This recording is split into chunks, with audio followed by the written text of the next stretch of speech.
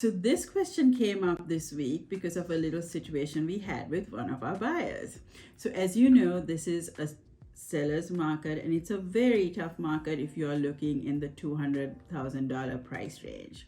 So we found this amazingly beautiful property for $200,000, and my buyer along with 10 other buyers loved this property so much that they got involved in a bidding war. We were fortunate enough to win the bid by bidding by offering rather $25,000 above what the seller was asking for. So everybody was happy. We go under contract, and fast forward to 2 weeks later when we run into a little bit of a problem. The appraiser goes out to look at the property and he comes back with a value of $205,000 versus the $225,000 that my buyer is willing to pay for the property. So the appraiser goes ahead and bases his value on what has sold in the neighborhood and the surrounding areas, and also what he takes into account market conditions and any kind of upgrades that this particular property may have. The buyer, on the other hand, decides what the property is worth based on what he thinks he's willing and able to pay for. So that is what the market value is. The market determines that the value of the house is $225,000 because there is a person who is willing to pay that price for the house. But the problem here is that no bank will lend you money based on what you think the property is worth. They go strictly by data and numbers. So now we have a bank that is willing to give you $205,000 to purchase this property where you are willing to pay $225,000 to buy it. This gap is called the appraisal gap, and it needs to be addressed.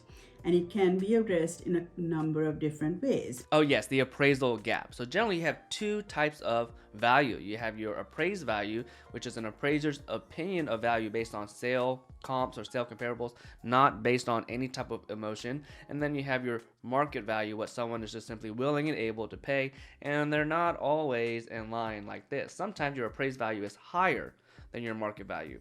That's common in a buyer's market. But in a seller's market, it could be the opposite. Your appraised value could be down here, and your market value, what someone is willing and able to pay, could be more than what that appraiser said that home is worth. Now, why would someone be willing to pay more than what the appraiser said the home is worth? Could be many reasons. Like Danthika said, there could be 10 people that want to buy the same house.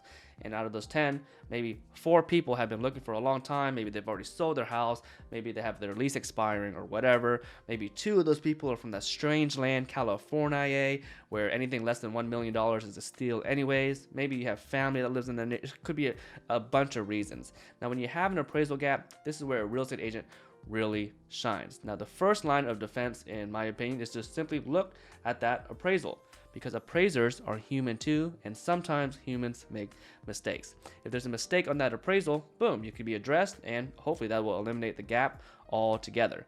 Now, the second line of defense would be to negotiate. Again, this is where a strong, experienced real estate agent really comes in. They could find out what's important to that seller, that's not just money, and come up with a creative solution to hopefully eliminate the gap or at least reduce it to where it's manageable.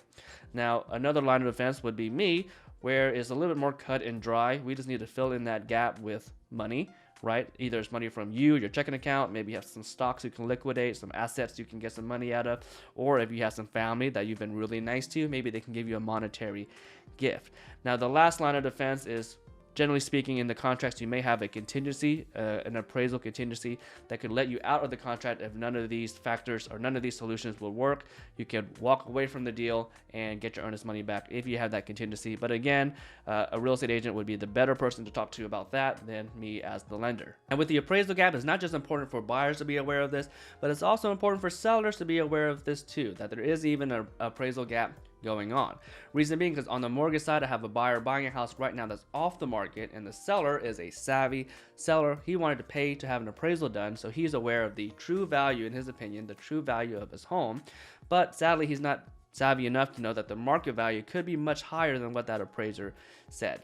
So if you're thinking about selling your home, it's very important you reach out to a strong, experienced listing agent like Danthika to know your market value, what your home can actually sell for. So I hope that addresses the market value versus the appraised value and the appraisal gap. Thank you so much for your questions. We look forward to seeing you next week on Kenny and Danthika Talks.